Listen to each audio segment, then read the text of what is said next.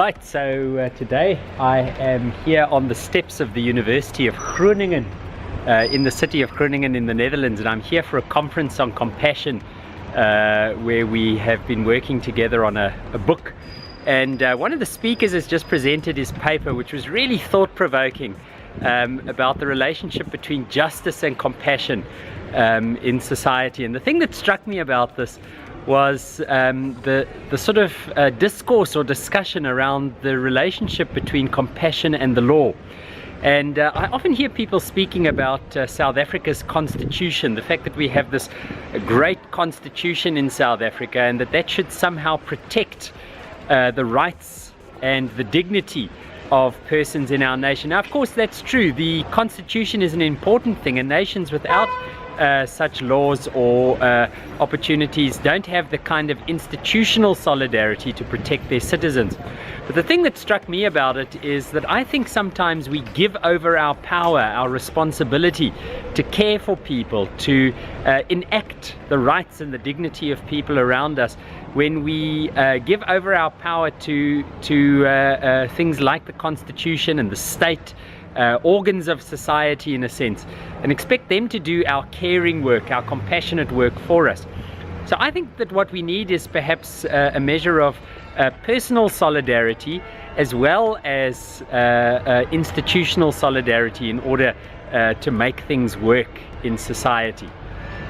Now, what this reminds me of is the work of the philosopher Slavoj Zizek, who says that one of the problems that we seem to face in contemporary society is that we have a lack of political imagination.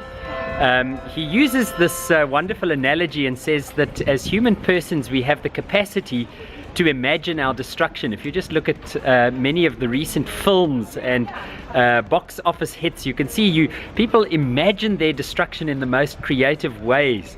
Zombie apocalypses, killer viruses, killer waves, catastrophic natural events. We can imagine the destruction of the human species. But the question that Slavoj Zizek asks is, why can't we apply the same kind of imagination to our flourishing, to our well-being as a human society?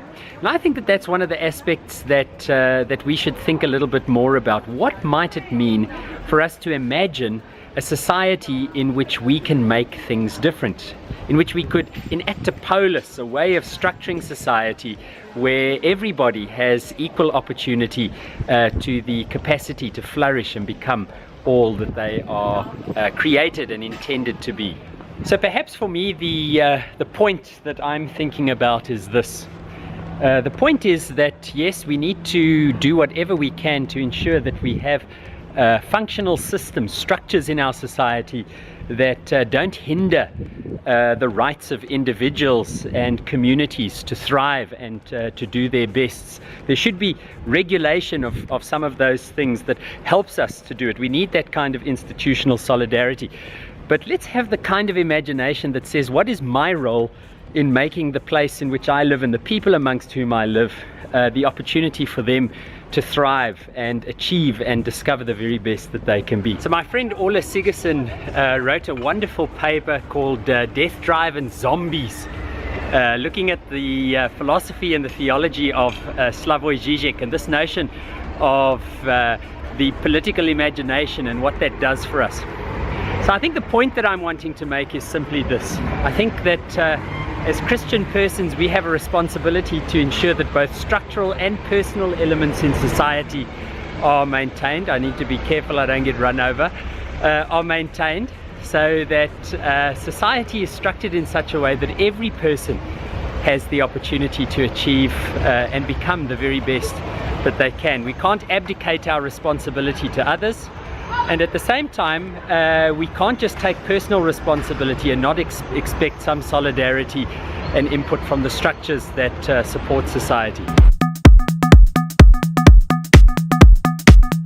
So thanks for watching today's vlog. Remember, it's not a lecture, it's just a thought. And if you found it interesting, please subscribe. You'll get the videos as they come out. Like the video. And hook up with me on Instagram or Beme or on my website dionfoster.com. So thanks for watching.